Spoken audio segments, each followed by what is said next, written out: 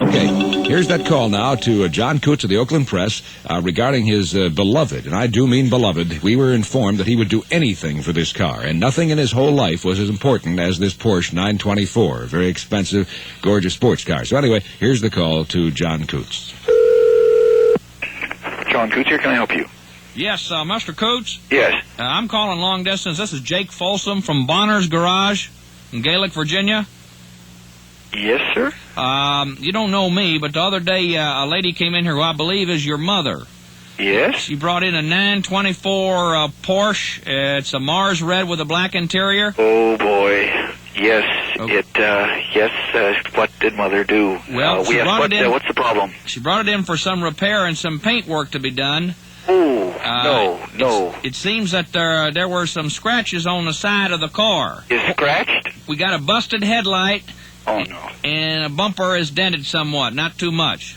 My eyes, my tongue, but not my Porsche. Well, let me say this. The boys here in the garage, we pretty much got the paint all off, but I thought I'd better give you a call to find out some information from you.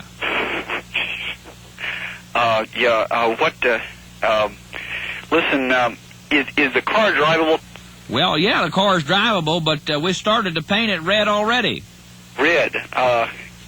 Okay. It was, she said it was a Mars red. I'm not sure what color that is. We checked around at, we got a place down here that does paint cars, an Earl Scheib, and I bought some paint from him at a good price, so it's not going to cost you too much. I see. What happened to my Porsche? I mean, I take that thing down there every winter.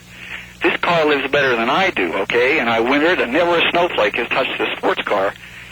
And I put it in the garage, and it stays right there, and I get an old junker to drive around town here. But I can't believe that. Well, all I know is it's your mom, I guess it is, right? Yeah. She brought it Mother, in here.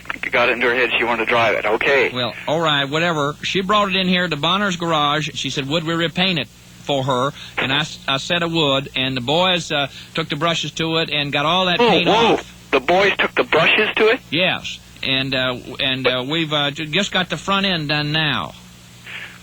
Look, these cars are painted by an electrolytic method where they don't dip it. They actually polarize the steel, and there's a bonding of the paint to the car, and really, paintbrushes really. Oh no! We didn't use a paintbrush on it. Oh goodness, no! We used a roller. A roller. Yes, we don't use paintbrushes on cars. Look, let me ask you a question, can I?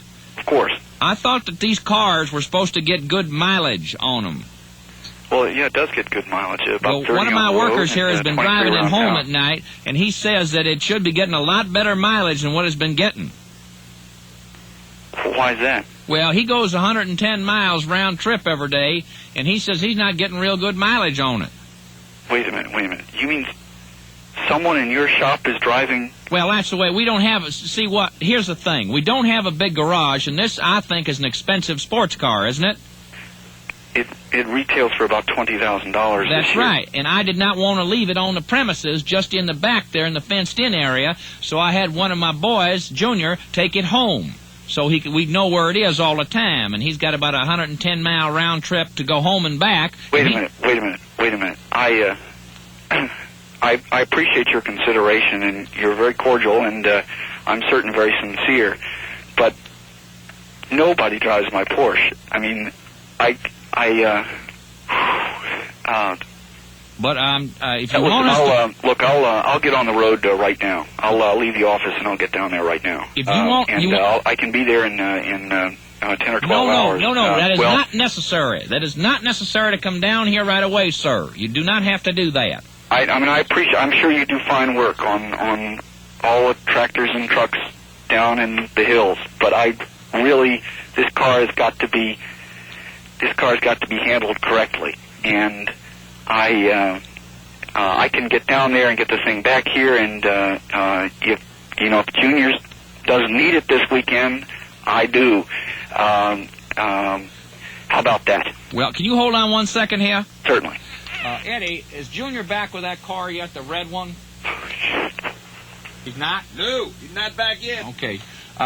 He's not back now. He should be in here in a moment. Has he gone somewhere with the car? He's got to drop the wife and kids off at the school in her part-time job. She's a waitress, and he should be in here in a moment now. Wait a minute. You mean, well, he has the car at his home, or is he driving my car with his wife and he had to drop the dog off. They're all there in the car together. Well, as I said before, it takes the car home at night so it won't be stolen. Now, I know it might upset you, but I'm sure you'd rather have Junior driving it than some thief come in here and break into our place and take it. Because we don't see very many nice sports cars like you got here, and I was doing it for your own protection. I appreciate your consideration. I appreciate your consideration. Junior's a good driver? Oh, yeah, he races all the time down here. He races. Yeah, he's on, okay. He's got a well, stock car. It'll go about 120 miles an hour. That's what he told me. He has taken this car up? Well, he said the other night when he was on his way home, he got there on the interstate, and it was about 2 a.m., and he said, boy, he opened that sucker up, and it really rolled. Look, I'm really worried about Junior. I'm worried he's going to get hurt. I'm worried my car is going to get hurt. Okay? How about if once Junior comes in, you just lock it up, and I'll get down there today. I'll leave the office right now, and I'll get down there, and there's really no problem. Okay? I'll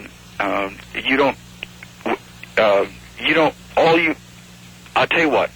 Don't do another thing. Don't do another thing, and I'll call. I'm not even going to call home. I'm just going to come there now, okay? Could you do that for me? Oh, here comes Junior now.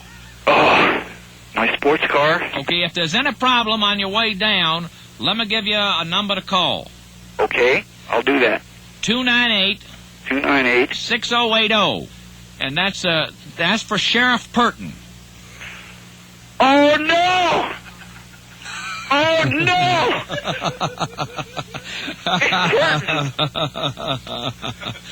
This is one of those guys at the office. Hello, John. Oh, wait a minute. I can't believe this. John, So I tell you what.